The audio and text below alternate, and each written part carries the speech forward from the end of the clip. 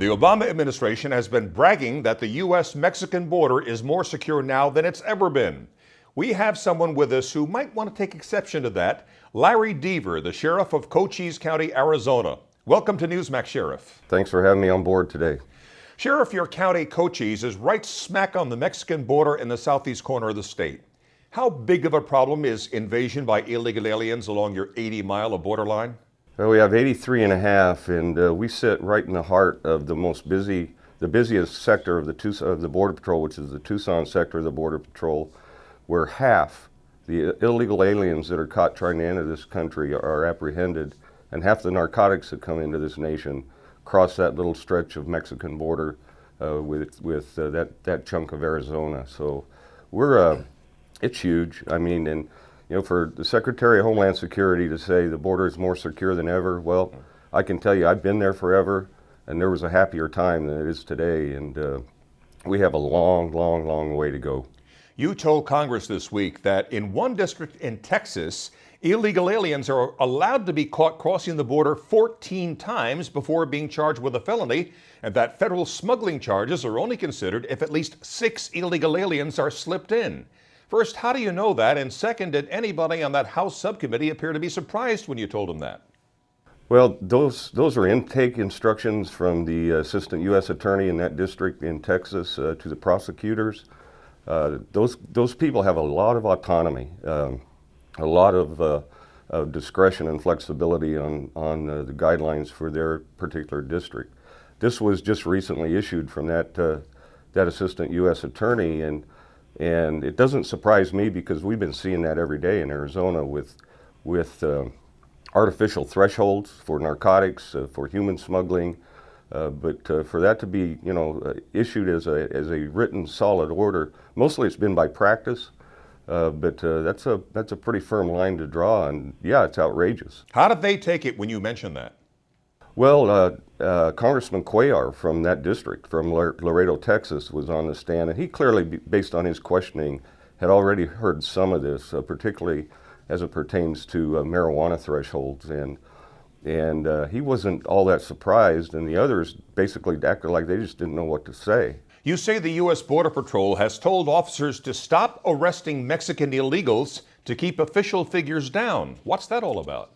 Well, that comes from internally from CBP, from agents on the ground who have told me, have told my deputies, have told citizens in the area that through varying methods of assignment, where they're assigned to areas where traffic is minimal, by various manipulations of the numbers, even to the point where they have in the past been instructed to scare people back or turn them back south versus arresting them. DHS CBP denies that. That's their business. They want to deny it. All I said and all I repeated is what agents on the ground have been telling us. We understand Border Patrol Chief Michael Fisher says the order not to arrest illegals is 100% false, and he finds it especially offensive coming from a fellow law enforcement officials. What do you say to that? I know Mike. He worked in our county for 7 years. He's in Washington. He took a job where he's in the line of fire. We've had a conversation since then, 2 of them. In fact, he was in my office a couple of weeks ago to try to sort through this. He says there is no such order.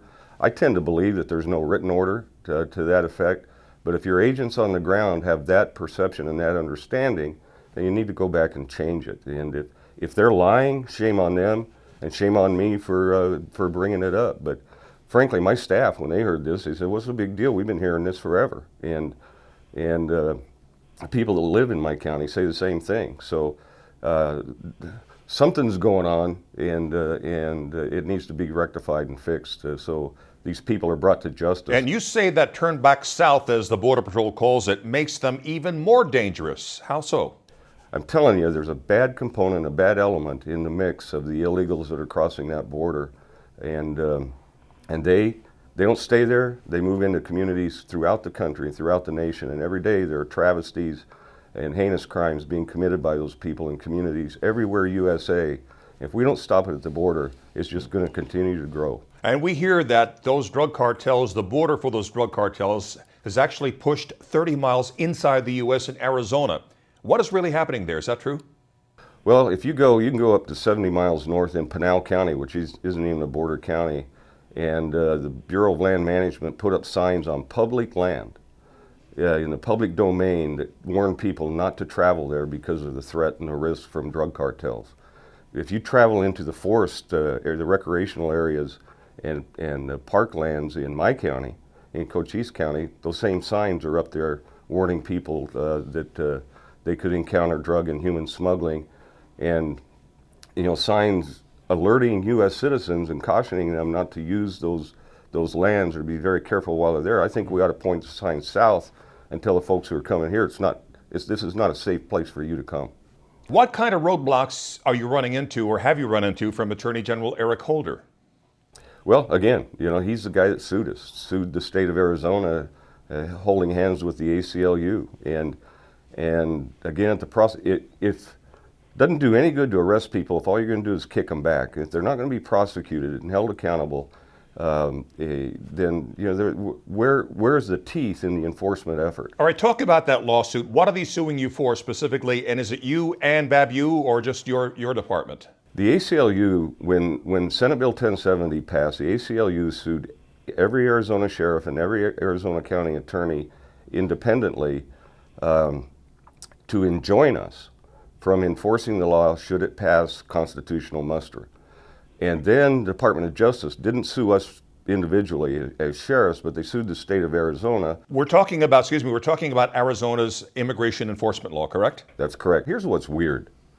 Absolutely bizarre and hypocritical is Department of Homeland Security since September 11th, 2001, has been on an outreach effort to empower, I use that word, empower and partner with state and local law enforcement to help protect and defend our homeland. That's the essence of the meeting tomorrow. And when it comes to gun running, money laundering, kidnapping, murder, all those border-related crimes that we have, they wrap their arms around us and say, let's go get these guys. When it comes to illegal immigration, they sue us. They say, back off. That is our sole purview, our sole responsibility. And I say, balderdash. All right, tell us again what Newsmax viewers can do if they'd like to help out. Well, two things. We could use, and I hate asking for time and money, they're valuable and precious for everybody. That's what it's going to take to stay in this fight. Our counties obviously can't afford the whole thing, and we've had contributions from around the country. The other thing I would encourage them to do, your listeners to do, is to keep pressure on your congressional representatives. It's beginning to work. It's beginning to take hold. And thirdly, don't drink the Kool-Aid and buy into this border is secure nonsense. When it is, the people who live there and work there will stand up and applaud and say thank you very much. Till that day happens, we still have a whole lot of work to do. Cochise County, Arizona Sheriff Larry Deaver, thank you so much and good luck to you, sir. Thank you, sir. Thanks for spreading the word. And thank you for watching Newsmax TV.